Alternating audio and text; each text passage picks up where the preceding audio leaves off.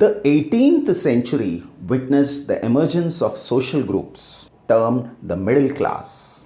They earned their wealth through an expanding overseas trade from the manufacture of goods such as woolen and silk textile that were either exported or brought by rich members of the society.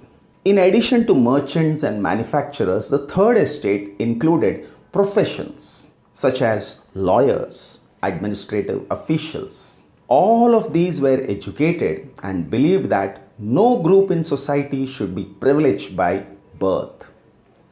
Rather, a person's social position must depend on his merit. So, three great Enlightenment thinkers, as they were known as, influenced the society. One was John Lokay. He was an English philosopher and a physician, widely regarded as one of the most influential of the Enlightenment thinkers and commonly known as father of liberalism. He published two treatises of government. In 1689, the first treatise attacked patriarchalism, which defended the concept of absolute power of the monarchy, while the second treatise outlines Lokay's idea for a more civilized society based on natural rights and contract theory.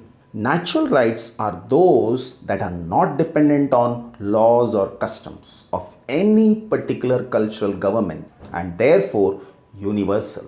Therefore, laws are made to protect our rights. He said that governments are formed through a social contract and all the members sacrifice a little liberty to gain protection for their rights. Since the government is created by people, the power comes from the people. So, they need to have a say in which society is run. Rizzo carried the idea forward, proposing a form of government that was based on a social contract between people and their representatives. In the spirit of the laws, Montesquieu proposed a division of power within the government between the legislative, executive, and the judiciary.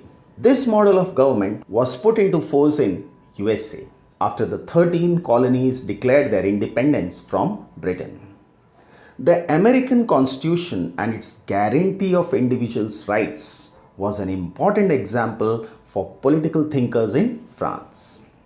Now, the ideas of these philosophers were discussed intensively in salons and coffee houses and spread among people through books and newspapers. These were frequently read aloud in groups for the members of those who could not read and write. Now, coming back to the problem. The news that Louis XVI planned to impose further taxes to be able to meet the expenses of the state generated anger and protest against the system of privileges. In France of the old regime, the monarch did not have the power to impose taxes according to his own will. Rather, he had to call a meeting of the Estates General, which would then pass his proposals for new taxes. The Estates General was a political body to which the three estates sent their representatives. However, the monarch alone could decide when to call a meeting of this body. The last time it was done in 1614 and now it is being done on 5th May 1789, that is after a span of 175 years. So, on 5th May 1789, Louis XVI called together an assembly of the Estates Generals to pass proposals for new taxes. Now, a resplendent hall in Versailles, that is an attractive and impressive hall in Versailles, was prepared to host the delegates. The first and the second estate sent 300 representatives each, who were seated in rows facing each other on two sides, while 600 members of the third estate had to stand at the back. The third estate was represented by its more prosperous and educated members. The peasants, artisans, and women were denied entry to the assembly. However, their grievances and demand were listed in some 40,000 letters, which the representatives had brought with them. Voting in the Estate General in the past had been conducted according to the principle that each estate had one vote. This time, Louis XVI was determined to continue the same practice. But members of the Third Estate demanded that voting now be conducted by the assembly as a whole, where each member would have one vote.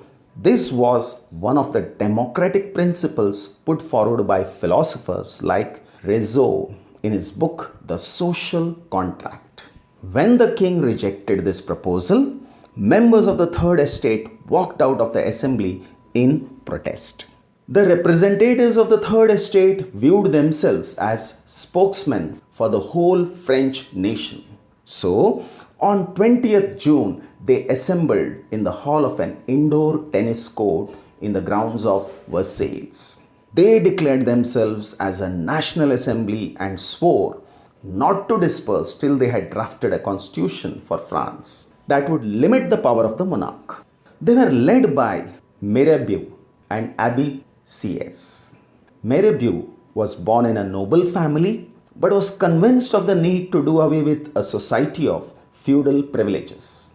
He brought out a journal and delivered powerful speeches to the crowds assembled at Versailles. Abbe Sieyès, originally a priest, wrote an influential pamphlet called What is a Third Estate?